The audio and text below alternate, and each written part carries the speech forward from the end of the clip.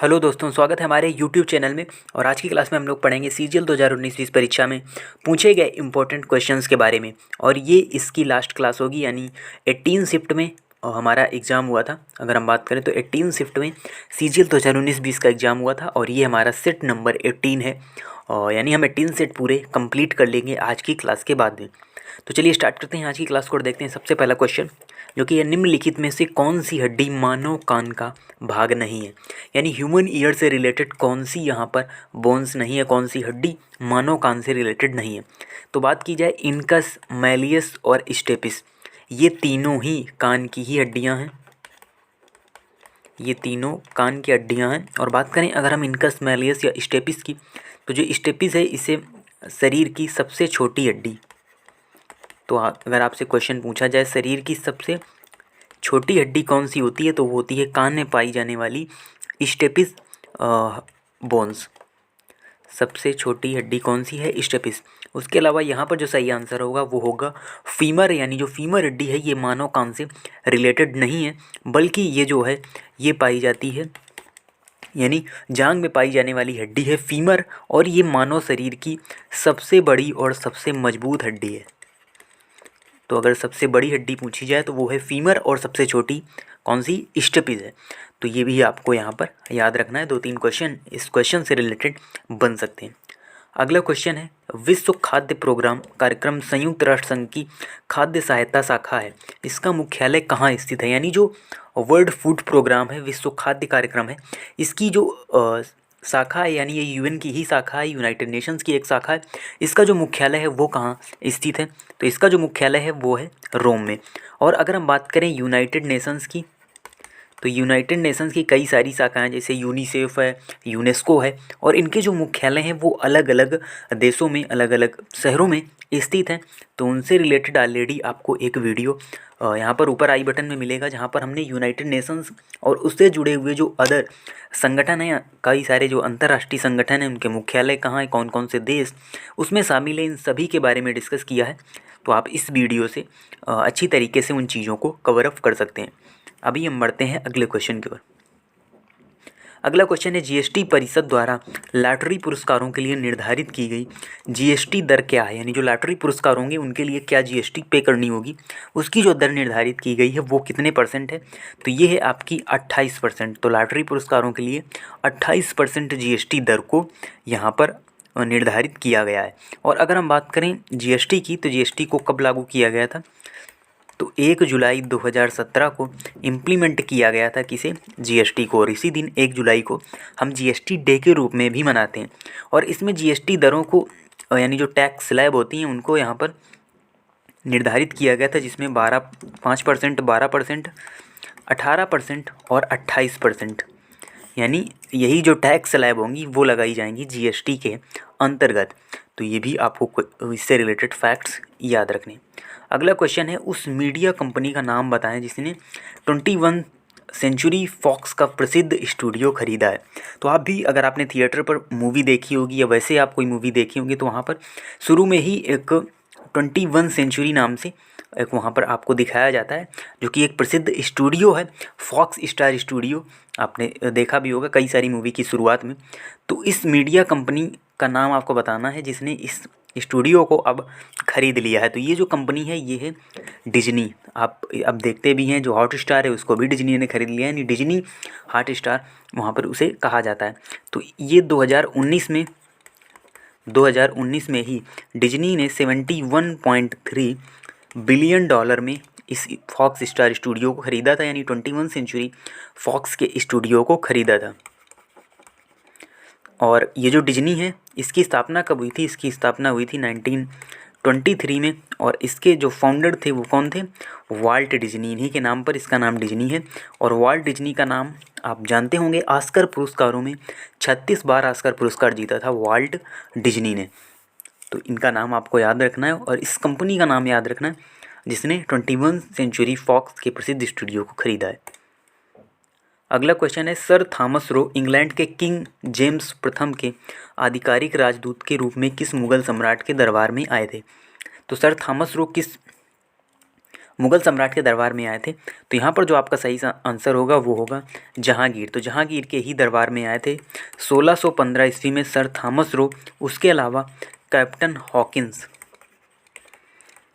तो ये 2 से 3 लोग थे जो यहाँ पर मुग़ल सम्राट जहांगीर के दरबार में आए थे आधिकारिक राजदूत के रूप में, और कुछ ट्रेड संबंधी जो फ्री पास वगैरह थे वो जहांगीर ने इनको प्रदान किए। और ये कब की बात है? 1615 ईस्वी में।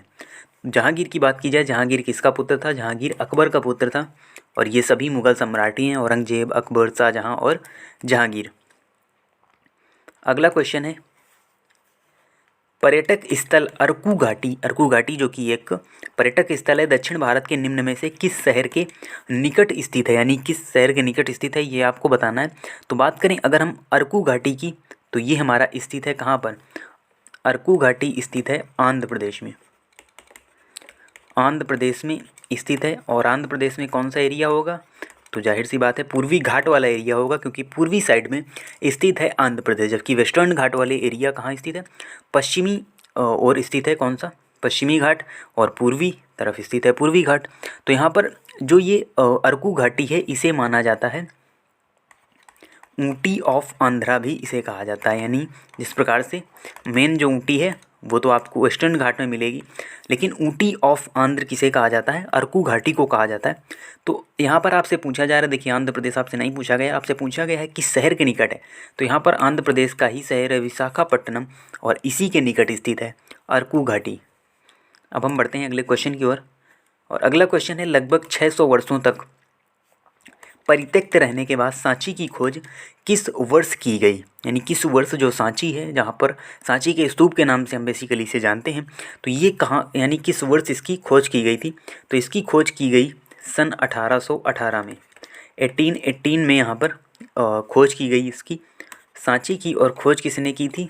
जनरल हेनरी टेलर ने। तो जनरल हेनरी टेलर ने यहाँ पर सांची की खोज की थी। और ये बेसिकली बौद्धिज्म से रिलेटेड है, यानी बौद्ध धर्म से संबंधित ही यहाँ पर स्तूप बना हुआ है, सांची का स्तूप, जो कि काफ़ी फेमस भी है। और 1989 में इसे यूनेस्को ने वर्ल्ड हेरिटेज साइट्स का दर्जा भी दिया। तो ये क्वेश्चन भी एसएससी में ही पूछा गया है कि कब सांची को वर्ल्ड हेरिटेज साइट्स का दर्जा दिया गया। तो 1989 ये सन आपको याद रखना है। अगला क्वेश्चन है, लाल कृमियों में, यानी लाल जो कीड़े होते हैं उनमें एक संरचना पाई जाती है जो उनका भोजन पचने में मदद करती है। तो लाल कृमि कौन से होते हैं? तो लाल कृमि का यहाँ पर मतलब है जो भी हमारे वर्मी कंपोस्ट होते हैं, यानी जैसे केंचुआ। केंचुआ भी लाल कृमि की श्रेणी में आता है, और ये सभी होते हैं वर्मी कंपोस्ट, यानी किसानों का मित्र कहा जाता है केंचुए को, क्योंकि ये मिट्टी को, जो कठोर कण हैं उनको यहाँ पर कुचल देता है और फिर उसे खाद के रूप में यूज किया जाता है। जो भी इसका वेस्ट होता है, ये जो लाल कीड़े होते हैं यानी जो केंचुआ होता है, उसका जो वेस्ट होता है, मलमूत्र होता है, उसको यूज एज अ उर्वरक किया जाता है, और इसीलिए इसका किसानों का मित्र भी कहा जाता है। तो इन्हीं के शरीर में कौन सी ऐसी संरचना पाई जाती है जिसकी वजह से ये जो अपना भोजन करते हैं यानी मिट्टी ही खाते हैं, तो उनको पचने में मदद करती है। तो यहाँ पर आमाशय का अग्रभाग, ग्रास नली कुछ नहीं होगा। यहाँ पर जो सही आंसर होगा वो होगा पक्वाशय। तो पक्वाशय या पेषणी नामक एक जो संरचना होती है केंचुए के शरीर में, यानी जो भी लाल कृमि होते हैं उनके शरीर में पाई जाती है। और ये जो संरचना होती है पक्वाशय, ये क्या करती है? जो भी मिट्टी के कठोर कण होते हैं, मिट्टी के जो कठोर कण होते हैं उनको कुचल देती है, यानी छोटे कणों में परिवर्तित कर देती है, जो पक्वाशय नामक संरचना होती है। और इससे फिर जो इनका वेस्ट होता है काफ़ी यहाँ पर उर्वरक होता है, और इससे जो मिट्टी की उर्वरकता है वो बढ़ जाती है। तो ये जो संरचना है वो पाई जाती है केंचुए के शरीर में। अगला क्वेश्चन है, ठोस कार्बन डाइऑक्साइड का सामान्य नाम क्या है? यानी जो ठोस CO2 है इसे किस नाम से जाना जाता है? तो इसका सही आंसर होगा शुष्क बर्फ़। इसे ड्राई आइस के रूप में भी जाना जाता है। जो भी कार्बन डाइऑक्साइड होती है यानी ठोस कार्बन डाइऑक्साइड किसके रूप में जानी जाती है? शुष्क बर्फ़ यानी कि ड्राई आइस के रूप में जानी जाती है। अगला क्वेश्चन है, और ये क्वेश्चन देखिए CGL 2019-20 में पूछा नहीं गया है, ये करंट अफेयर्स का क्वेश्चन है, और हमने एक क्वेश्चन इंक्लूड किया जैसा कि पिछली क्लास में किया था। तो यहाँ पर फरवरी से रिलेटेड ही ये क्वेश्चन है, यानी अभी लेटेस्ट का ही क्वेश्चन है।